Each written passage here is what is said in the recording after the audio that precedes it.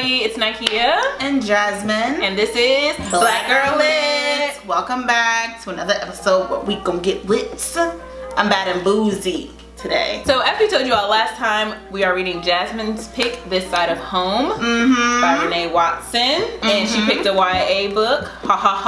Inception wise, I got Inception into picking. Oh no, that's Twilight Zone. That the music is Twilight Zone, but the hand motion was the spelling time. So you're halfway there. So we're gonna get right into this, and we're gonna talk about the author, Renee Watson. Yes. So Renee is Black. And she's lit. Renee Watson is a New York Times best-selling author. She is an educator and she's an activist. Her young adult novel, Piecing Me Together, received a Coretta Scott King Award and Newbery Honor. She has given readings and lectures at many renowned places. The New York Times calls her writing charming and evocative. Her poetry and fiction often centers around the lived experience of Black girls and women and explores the themes of home, identity, and the intersections of race, class, and gender. In the summer of 2016, which I really like this about her, she launched I2 Arts Collective, a nonprofit committed to nurturing underrepresented voices in the creative arts. And she grew up in Portland, Oregon, but she currently lives in New York. I think that is the longest author bio that you have ever Because submitted. I had to, that's the shortened version. But she has done a lot of stuff besides just being an author, and she's like multifaceted, which I thought was, really dope about her. And she's very intentional about her art and what she does and what she puts out there. So I just thought it was important to know that. That's good. That is very, very good. All right, here we go.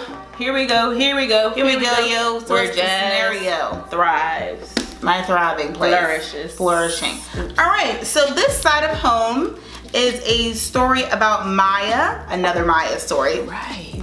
This is our third one. Yeah. Well, second and a half because the first one we never finished. So it's about Maya, who has a twin sister named Nikki. They are about to go into the book starts with them about to go into their senior year of high school, and they are kind of like thick as thieves. But coming into this year, they're kind of noticing some changes about themselves as well as changes within their neighborhood. So the book has some themes about gentrification and how the twins kind of handle that. Maya's twin sister's name is Nikki, and Nikki is more so for the gentrification where Maya is not. Nikki is also, she straightens her hair, she's a free spirit, whereas Maya wears her fro out. She's all about the people and the advancement of the Black people and kind of looking at this gentrification of their neighborhood as like a really bad thing. So the book is kind of about them going through their senior year, dealing with the changes in their neighborhood as well as some changes within their lives as they're about to go embark on this college journey. Hopefully together, maybe not together. You don't know. We know. We know. But you don't know because you ain't read the book yet. So you gotta read the book. But yeah, no, that's kind of the high level view of This Side of Home. All right, y'all. So next we're gonna get into our reactions. So the first thing I wrote was this book read like poetry. Like when I was reading it, I was like, is this a poem? It read like poetry and I really enjoyed it. It flowed very well. I noted that it was told in the third person, but it was all from Maya's perspective. And another thing that caught my attention, that there were underlying issues in Maya's parents' relationship. Yeah. Like you would read little things and I'm like, it was never really addressed, I guess because that wasn't the main focus. But those were my main reactions to this novel. Okay. Also for me, first reaction I had was Maya, and this is not really a reaction, this is just something I typed as I was reading the book, so I'm trying to do better about writing down my thoughts as I'm reading. So the first thing I wrote was Maya's gonna leave Devin for Tony. I guess Devin is Maya's boyfriend throughout the book. Tony is this white kid that moves across the street, and this is the way the book was written and their conversations. I'm like, oh, she probably will leave her boyfriend for him. Then I wrote that I see myself in both Nikki and Maya. So I am a person, obviously my hair is straightened, so some things that Nikki was talking about how she was excited about the gentrification or these new stores and restaurants coming to the neighborhood. I was like, I get that. But then I also saw Maya's point of view where she's like, no, this is taking away from our people. Like, yeah, it's great that these things are coming in, but what about the Black businesses that could have been there, but they were denied the opportunity? Yeah. So I saw both sides. So, but yeah, those are my reactions. Jazz putting all her topics in her reaction. So let's go ahead and that's a good segue into major scenes and topics. Yeah. So Jazz noted in her book synopsis that one of the topics was gentrification. That is like the main one. I also noted interracial relationships. Another book with that. Not just like romantic relationships, but you know, friendships, all that stuff. Discrimination, discussions of race, class, and gender as they relate to education, and then inequality in the school system. I noticed educational stuff because, you know, I'm an education, I'm a teacher. She's an educator. So I really picked up on that. Yeah. So we'll go ahead since you were already into your topics. All right, so my topics are not written out as like topics like hers, but they're like topics. I have feelings of pride and shame for the culture, which is something that we talked about in the prior book, Love, Hate, and Other Filters, where the Maya in that book was feeling some pride and shame about her culture, especially when the terrorist attack happened and it possibly may have been a Muslim person. But in this book, This Side of Home, there's a situation where I think it was a robbery shooting.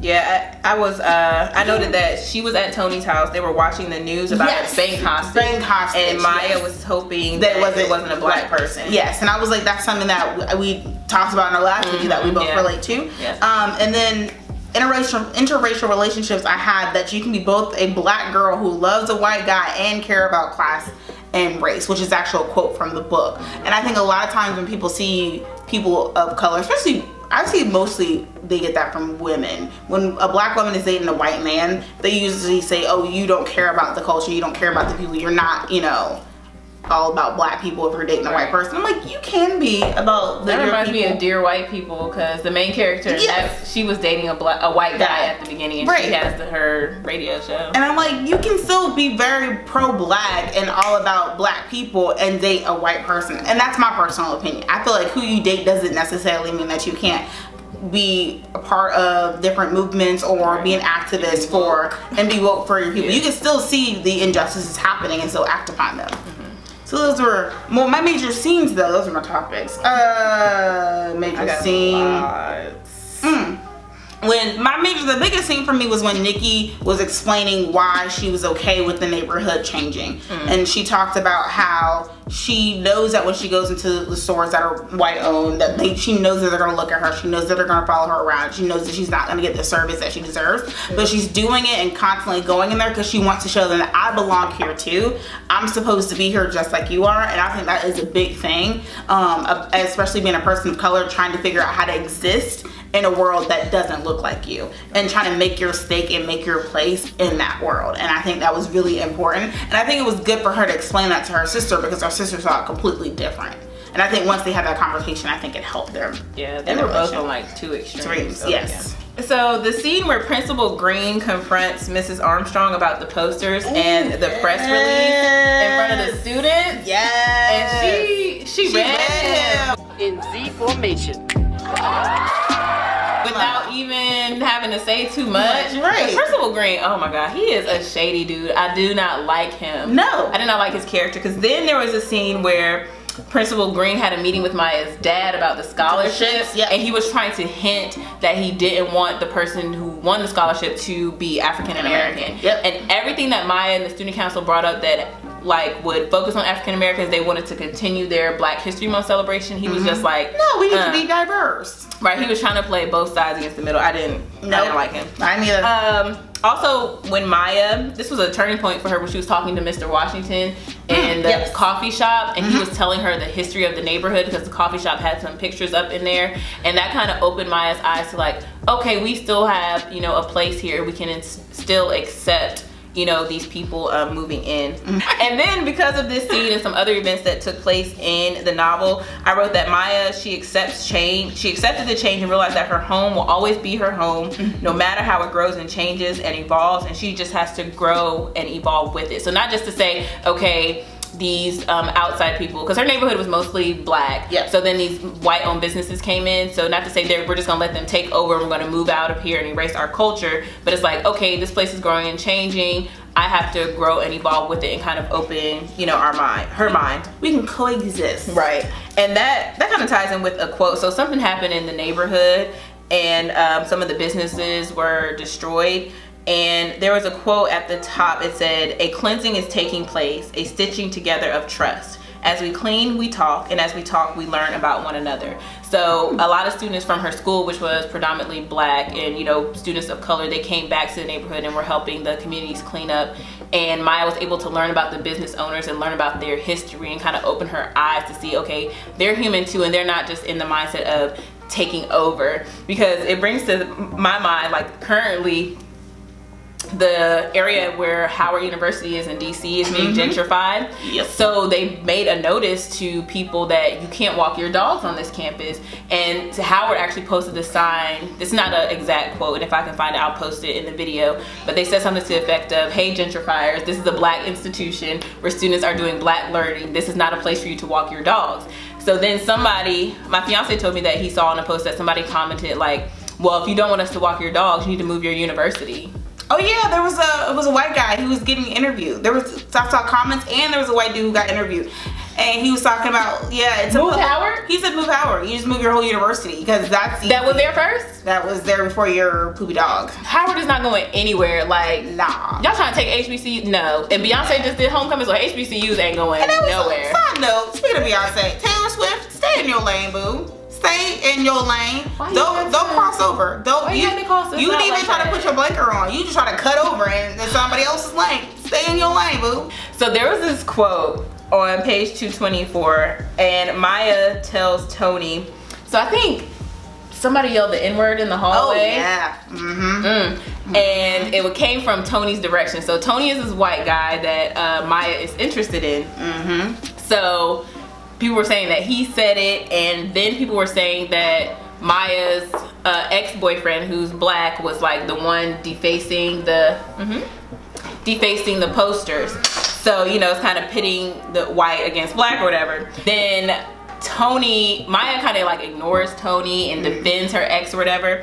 And then Maya says that blood is thicker than water. And then Tony comes back and says, "But you can't survive without either." Dang, drop that mic. Boy, I said, if that quote ain't deep, because we say that all the time, like when it comes to family, like family can do you wrong, or, you know, you may not talk to your family or be upset with them or something, and then they might come back with you and say blood is thicker than water, because you may run to your friends or somebody who's not related to you. But Tony just dropped some knowledge. You can't survive without both, You man. need blood and you need water. You need both. Well, Okay. I got a couple quotes because I highlighted it. I'm getting better about this. I saw that. You know, okay.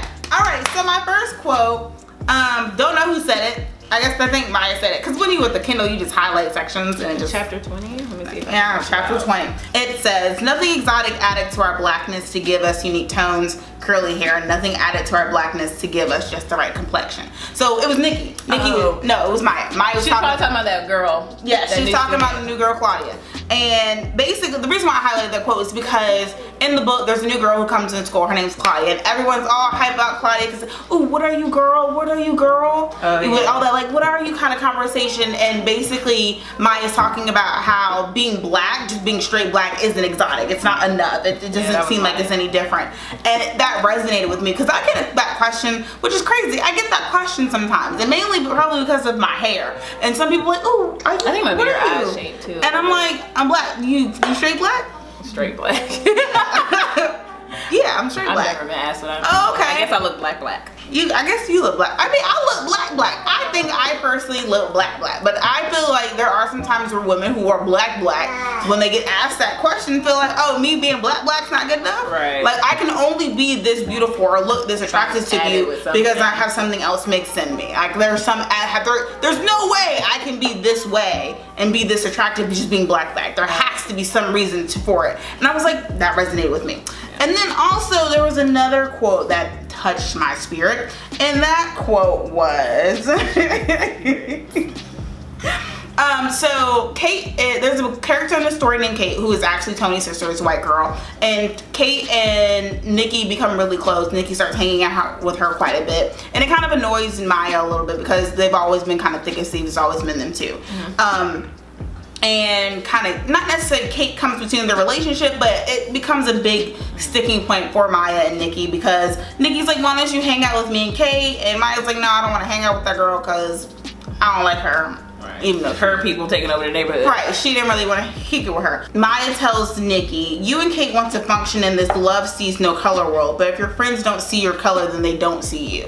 Which I think is also deep, because you always have those white people who are like, I don't see color. I have a black about friend. that in the video before? You probably did. I have a black friend. I don't see color. Yes, no, you need to see color. You need to see that I'm a black person so that you can understand, not necessarily relate to, you're never going to relate to what I'm going through, but you at least can be able to empathize or sympathize with what's happening to our people. Because for you to say, oh, I don't see color means you don't understand. You're going to be blind to whatever kind of injustices that may be happening or things that may be happening. So no, you need to be able to see the color of your friends.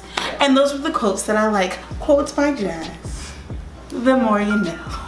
This one was just really good. I like the way it was written. It was poetic. It was. At first I was concerned. I was like, why are there so many chapters? But some chapters were like one page. Literally, it was weird. She wrote this like a poem. She did. I don't know how you write an entire novel like a poem, but she did. This one. What? All right, y'all. Now it's time for your favorite part of the video, where we gonna rate that book. Hey, rate that book. We gon' rate that book. Rate that book. Rate that book. We gon' rate that book. Rate that book. We gon'. I didn't know where I was going either. I just started and then it just came out.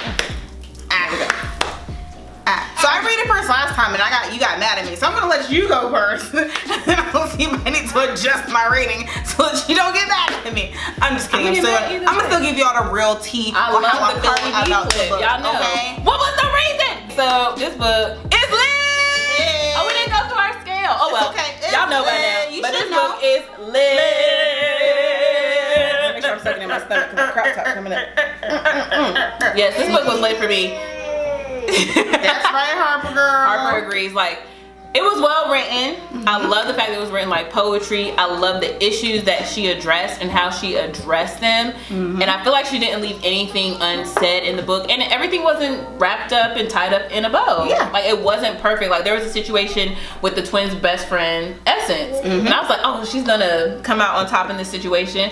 But she didn't. She had to, you know, take an alternative route. And this book was really dope, and I feel like I gave it a lit also because once I read her bio and like what she stood for and what she stands for and what she represents and her intention behind her art, I was like, I love you, Renee. I think we have another book. We do. By her. We sent it together. Yeah. That was her first book. Yeah, so we have another book by her, so I'm excited to read that one. So this book is, Harper, get out the video. I see your little bows running around. Our shot is wider now. But this book is a lit for me. I would definitely recommend it. Y'all need to read it. It's really, really good. It's a quick and easy read. Lit. Promise. All right, so it's my turn. So, I'm just kidding. I am lit as well, actually.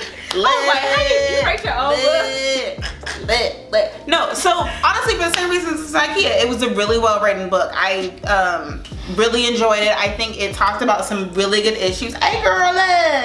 No, I really thoroughly enjoyed the book. I thought it was very well written. I think it talked about some really good issues. And like I said, when I was able to see myself in both of the characters, Nikki and Maya, that really helped me to enjoy the book because it helped me to talk about my own feelings about like gentrification and how I feel about it. And I can see the benefit and, you know, the not benefit. I can't think of what the word, the opposite word of benefit. What's the detriment? The detriment. I don't know. Benefit and detriment. I can see the benefit and detriment of gentrification, and it was really good. So I think Renee, you did a fantastic job. I definitely think people should read the book. I am happy and I am pleasantly shocked that not only did I pick a YA book, I picked a book that I like. Like, what is this is the first YA book that you picked because Margot was like my pick and you wanted to read it. Yeah, like what is happening to me? I didn't know I was going to like it, but I like it. What is this? I don't know where that came from.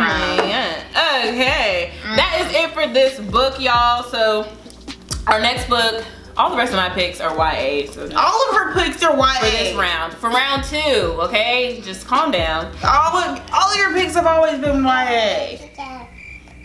Okay, continue. So the next book that we are reading, we've already started. It's called The Poet X by Elizabeth Acevedo. I'm gonna say it like that. So it's actually a book written in verse. So it's in all poems. and I had to slow down reading so me and Jazz can stay on task together. Thank you.